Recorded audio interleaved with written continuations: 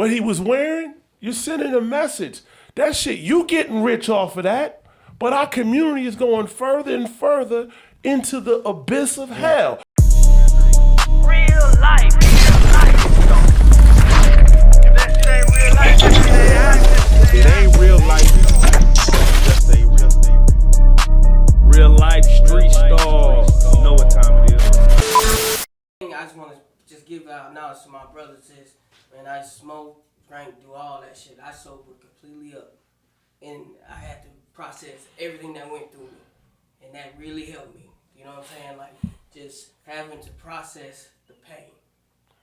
And it would, like, I think about how I would get over on my brother or do something to that, and I had to just look at it and be like, bro, I'm in pain. I'm going to do something bad to you because I feel bad. Misery love company. Yeah. Can I say something? I'm going to veg you back on something that you said earlier and tied to this whole thing about pain. You said it in a very crude way, but I got the message. When you said it's more important to know who my daddy was and who my daddy's daddy was and my lineage, that is very important. Yeah. Because that's the knowledge of self. Mm-hmm. Amen. When we have to get a knowledge of who we are, you said something very crude but very real. We are new people. We're not the African that was enslaved. We are just a part of that because when they enslaved our ancestors, they raped our women and mixed their blood with us. Mm-hmm. And then our blood was mixed with the Native American. We're a new people, come up in America, the hells of North America under all kind of pain and suffering, 400 years of being raped and displaced and taken, like you talked about, from our parents and moved around. And now, so we're at the zenith of our pain now. We got internal pain from our past. We got pain from our present suffering. And we don't know who we are. Yeah.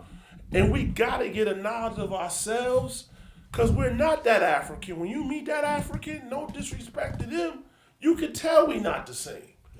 If you really study, no offense to Africans, especially East Africans and stuff, you'd be like, I see how they got us. Mm-hmm. Because we are strong people. Like, we've been under hell.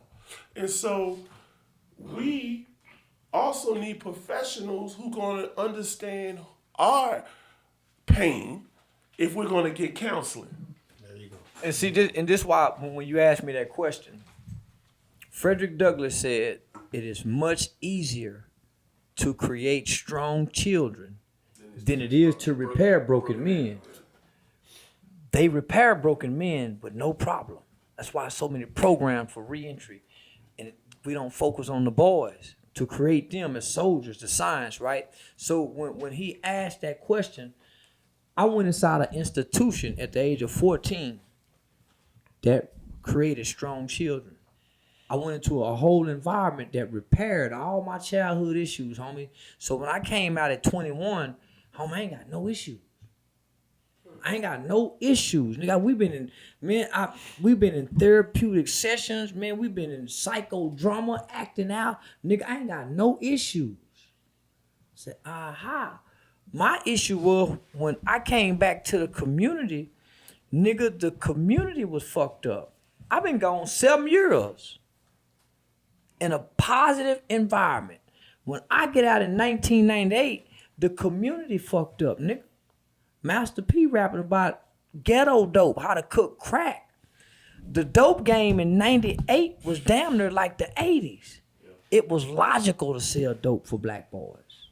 It made sense economically and logically it made sense because the rewards was so great because you really didn't know the risk. So we have to start holding people accountable. I heard y'all talking about the SuperBowl, I believe, performance. Yeah. And you must be talking about Snoop Dogg. Yeah. He must be held accountable. I'll never forget, Adidas came to me.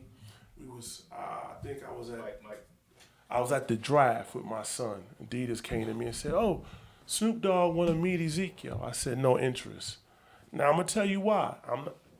I had no interest because, first of all, as a gang specialist, working in Northside St. Louis, I saw what Crips and Bloods and that mentality and how it destroying our young people. And for you and to me, Brother Snoop represents disrespect of women, black women in particular, pimping black women, gang banging, and you're telling me, and I saw it at the Super Bowl, doing the Crip walk, what he was wearing, you're sending a message.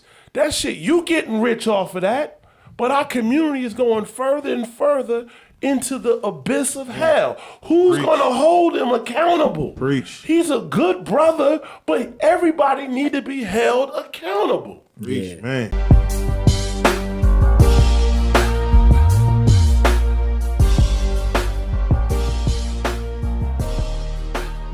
Shout out RealLyfeStreetStarz, nigga. Move it.